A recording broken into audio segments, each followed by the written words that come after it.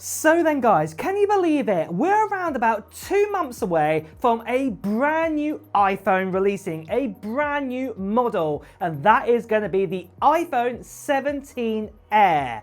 And a lot of you guys have been asking the question, what is the thickness like of the iPhone 17 Air to the last thinnest iPhone we ever had? And believe it or not, the last thinnest iPhone we ever had is what's in my hand right here. This is the iPhone 6. This was the last thinnest iPhone that Apple ever made, and you guys want to know what the difference is compared to the iPhone 17 Air. We were told originally when this iPhone 6 came out, it was 6.9 millimeters thick, and obviously we're going to get 5.5 millimeters. So let's get underneath the camera and let's see the differences between both of these phones. So let's get started then. So here is my digital measurer. So first of all, we just measure the new iPhone 17 Air and how big this is going to be. So we should, if I scrum it up there we go, look at that. It is literally about, about 5.5. Obviously, if I push it there, you can see that is what it's literally saying. I'm now 0.1 about millimeter out, but this is what we've been told in the leaks. It's going to be 5.5 millimeters. And just to show you guys here again, in another comparison, this here is my old iPhone 6. This is what I have right here. And I just wanted to show you on this one. So see how thick this was, if you remember this baby. So this comes in about 6.82. This is what I've got right here. So obviously if I just do it again, there we go, 6.6. It was originally 6.9, so there we go. That's more like it there, 6.89, just to get a clear reading on the end tip there. So yeah, it's about right there on what we got. But just to show you guys here then, obviously just both the phones together and how thin they look in comparison, this is what you guys wanted to see, you can see it. Well, obviously, there's not that much in it. You can tell the iPhone 17 Air is slimmer, but compared to the old iPhone 6, not much in it. But obviously, looking at the back, I think one of the big differences, obviously, this bump up here, what sticks out quite a lot. And obviously, the camera lens stuck out a little bit here with the iPhone 6. Only a little bit you can see. But obviously, look at this, the iPhone 17 Air. Yeah, it does stick out quite a lot. Just look at that difference just there. The camera kind of bumps. But just to show you again, another just comparison of where we've got to.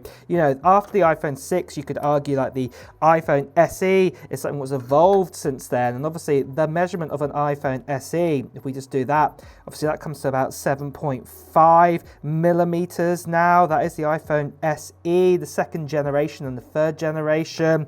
And then comparing to some other kind of phones that have recently come out, this here is the Galaxy Edge, S25 Edge. Obviously, if I just do a measurement on this one, you can see that's about 5.8. That's what they even claim. Samsung, it's going to be 5.8 millimeters on that one. So yeah, the new iPhone, I should say, 17 Air, is going to be thinner, what we're going to get in compared to the actual Galaxy. But obviously, it's definitely going to be the thinnest iPhone that we have ever had compared to even, say, the old iPhone, 6, what came in around about 6.9 kind of millimeters thick there, as you can see in the differences that we have. But moving on from this, I want to tell you guys 3 big new leaks that we've had in quite recently. Now, one of the things what happened with the iPhone 6, this model here, you guys might remember it when it came out, it had something called bendgate. This was an issue where this phone could easily be bent. And I remember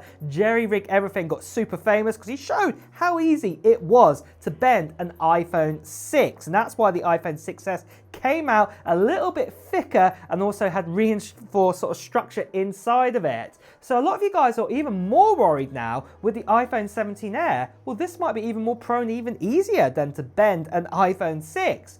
But I would say this, not to worry, because of this leak that we've had in here for the #1 new leak. And that is, we've been told that the new iPhone 17 Air is going to be completely made out of titanium. In the past, when we had that last iPhone, well, actually, that one was made out of stainless steel, the iPhone 6, but we're actually going to get this one made out of titanium. Obviously, since then, we've had the ability of like aluminum and things like this. That's came along.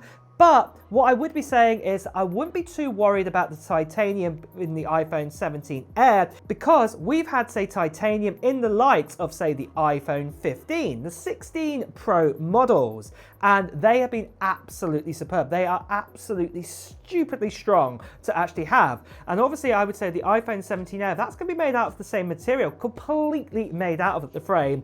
I would say we wouldn't have too much to worry about. It's going to be a very, very solid phone. We won't have probably the issues that we had with an iPhone 6. Don't get me wrong, if we really put stupid amount of pressure on this phone, then obviously, yeah, it probably will bend. But you could say the same thing about an iPhone 16 Pro or 16 Pro Max. If you really put a lot of pressure on it, yes, it will bend. But for general day usage, it probably will not bend. And that is really good news to hear.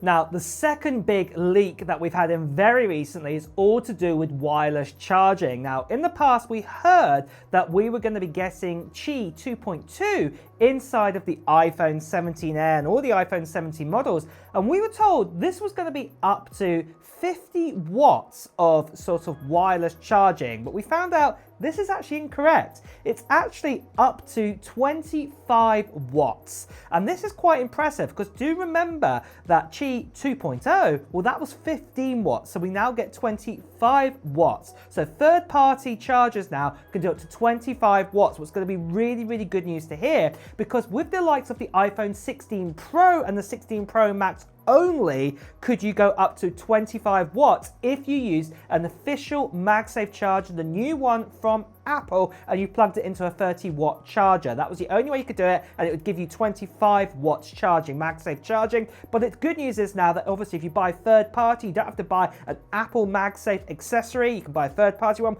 What has Qi 2.2? Well, that is great news, because that means now you'll be able to charge up the new iPhone 17 Air with charging speeds of 25 watts. So this is brilliant news to hear. Then finally, the third new leak we've heard for the iPhone 17 Air is all to do with the colors. And it looks like we finally got the leak here. We want to know what colors we'll be getting with this range. Well, the great news is it does look like we're going to be getting like a space black or space gray. We'll also be getting a white kind of color, silver white kind of color, also a new kind of gold. It won't be that desert titanium kind of color. It'll be quite a nice kind of gold. It actually kind of looks like the old school kind of champagne gold we used to get with, say, even the iPhone 6 back in the day. So yeah, this is going to be great news. And also a sky blue color too, very similar to the likes of the MacBook Air with the M4. So this is great news to hear that these are going to be the 4 new colors we are going to be getting with the iPhone 17 Air. But just quickly, guys, I want to tell you about the channel giveaway for this right here. I'm giving away an iPad Pro at the end of September time. And this is no ordinary iPad Pro. This is a spec'd up one. This is a 13-inch model with a tandem OLED display. But the big difference is this has 1 terabyte of storage inside of it. So what that means is you've got ample amounts of space of storage for an iPad. Plus, you've also got, I like to call it the full-fat M4. So this is the 10-core CPU, the 10-core GPU. It's not a bin-down version. And you've also got 16 gigabytes of RAM inside of this iPad Pro because of that configuration. And not only this, it's not just the Wi-Fi version, it's the Wi-Fi and cellular, so you can take it out and about with you. And I'm going to be giving this away to 1 lucky subscriber, like I said, at the end of September time. And all you have to do to enter in is just be a subscriber and also put down into the comments below at this stage of what technology gear you're hoping to get in 2025. Maybe it is going to be a new iPad, maybe it's going to be a new iPhone, maybe it's going to be a new Mac laptop, maybe it's going to be something completely different like a Nintendo Switch 2 or something else. Well, just let me know in the comments below right now. Now, the other part of the giveaway is going to be happening at the end of September time, where I'll be making a video on this channel giving you even more details about the giveaway and also a form to fill in too.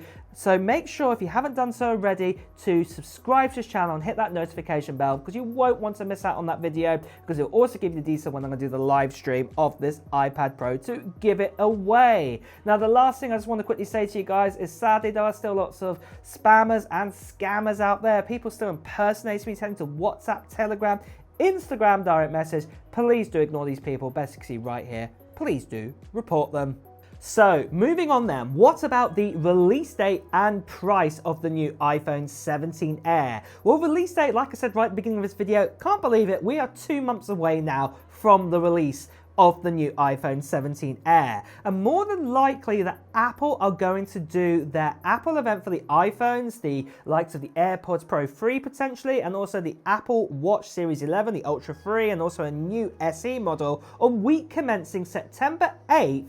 And more than likely the event day is going to be Tuesday the 9th of September, or it's going to be Wednesday, September 10th. That is when we're going to most likely have the Apple event, and then just a few days later on September 12th on the Friday, that is when you'll be able to pre-order the new iPhone 17 Air, but it won't be probably to about a week later after that, to the 19th of September. That is when you'll be able to get your hands on the next generation of the new iPhone. So this is when you'll be able to get them in your hands there. So this is really exciting news to hear that this is when the release time is going to be happening. But then for the price wise, you guys are probably wondering what's going to happen here.